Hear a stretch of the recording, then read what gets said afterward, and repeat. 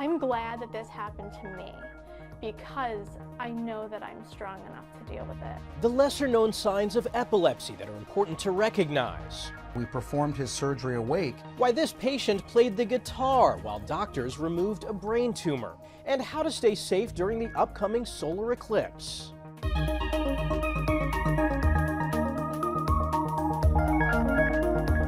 Welcome to Ion Health, where we focus on stories that affect your physical and mental well-being. I'm Michael George. We start at the Supreme Court, where the justices heard their first abortion-related case since Roe v. Wade was overturned nearly 2 years ago. At the center of the legal battle is the pill mifepristone, which is taken along with another drug to terminate an early pregnancy. 63% of all abortions in the U.S. last year were performed by medication. That's the highest amount since the FDA approved mifepristone for abortions in 2000. Jan Crawford was at the hearing and has more from Washington. The issue of abortion is back before the Supreme Court. This bill kills! But this time, a majority of justices on both sides of the ideological aisle seem to agree, appearing highly skeptical of arguments to restrict use of the so-called abortion pill. I'm worried that there is a significant mismatch in this case between the claimed injury and the remedy that's being sought. A group of anti-abortion doctors argue the FDA wrongly expanded access to mifepristone in 2016 when it extended the window women can take it from 7 to 10 weeks, and during the pandemic in 2021 when it said an in-person doctor's visit was not needed, allowing mail-order pharmacies to ship the drug nationwide. Women are now left to receive these drugs in the mail or in their dorm room without ever having been checked by a doctor for life-threatening conditions. But in court, most of the 90-minute argument focused not on the merits of the FDA's decisions, but whether the doctors, who say they may have to perform emergency abortions if complications arise, even have legal standing to sue. This case seems like a prime example of turning what could be a small lawsuit into a nationwide legislative assembly. The maker of mifepristone and the federal government argued the FDA has the authority by law to make decisions on drug safety.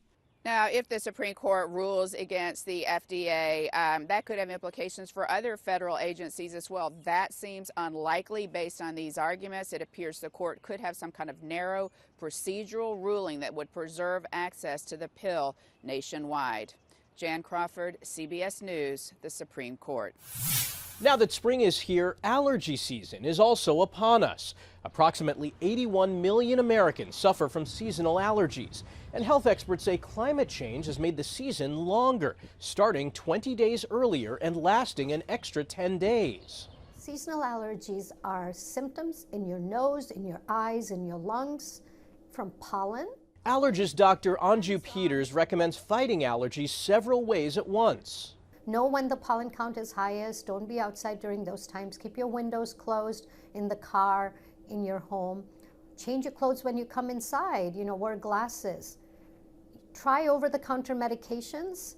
Reach out to your doctor and come see your allergist. Find out what you're allergic to so you can treat it proactively. And don't wait until you start sneezing to take allergy meds. Allergists say to start at least 2 weeks before you expect symptoms. Northern Gaza is facing imminent famine as the war between Israel and Hamas continues. An analysis from the Integrated Food Security Phase Classification, or IPC, says half of the population in the Gaza Strip, 1.1 million people, are experiencing catastrophic food insecurity, and a famine is very likely between now and May 2024. Today I've met so many people who are angry and tired and despairing because their children go to sleep every night hungry. Their old people, their elderly, are fading away because of a lack of nutrition. Before the fighting began, less than 1% of children under 5 were malnourished. That figure is now above 12%. One asked the question, where did humanity go? Officials with the UN and World Health Organization say newborns are dying because they're underweight. And mind you, the coping mechanisms we have seen the past weeks, even months, are people eating bird seeds, animal fodder, wild grass, and weeds. So they have consumed that already. we are beyond that. There's literally nothing left. The IPC includes more than a dozen humanitarian groups and governments and is used to determine food insecurity. A growing number of hospitals are experimenting with virtual nursing to help reduce burnout and turnover. One study estimates around 800,000 nurses say they intend to leave the workforce by 2027, forcing hospitals to come up with new ways to retain staff. Natalie Brand reports from Maryland. After 4 deployments as an Air Force nurse and more than 20 years on the job, Sharisa Jackson needed a change. How are you doing? How are you feeling? She traded her scrubs for a screen and is now working as a virtual nurse at Doctors Community Medical Center in Prince George's County, Maryland. It doesn't require you doing a 12-hour shift. It doesn't require you giving shots or passing out pills. She says the new role helped her combat burnout. It was essential for my mental health to find a way to still use my expertise after I left the military. A recent survey finds burnout for physicians and nurses remains above pre-pandemic levels, with staffing shortages noted as a key contributing factor, along with too many bureaucratic tasks. Virtual nurses have taken off significant administrative burden to our floor nurses. Chief Nursing Officer Crystal Beckford says her hospital's virtual nurses focus on areas such as patient outreach and education, admissions and discharge instructions, allowing their counterparts to be more hands-on at the bedside. I'd say anywhere from an hour to 90 minutes, an hour and a half, it's given back to that floor nurse. Which could save a life in hospital time. It could save a life, and it can also save a nurse from turnover. My Health 24 Hours, things have changed. Patient Janelle Jackson, experiencing a virtual nurse for the first time during her hospital stay, appreciated the extra attention. The regular nurses may not always be able to get to you. How did it feel you walking around? Innovation, improving outcomes for all sides. Natalie Brand, CBS News, Maryland. With the solar eclipse on the horizon, we looked into the dangers of looking directly at the sun and how to protect yourself and your family. It's a rare sight. The total solar eclipse is just days away. And while some will have a better view than others, ophthalmologists warn everyone needs to protect their eyes. The eclipse's rays are extremely dangerous because they're very powerful. Dr. Avnish Deobakta at New York Eye and Ear Infirmary at Mount Sinai treated a patient who watched the 2017 partial solar eclipse for 20 seconds without proper eye protection.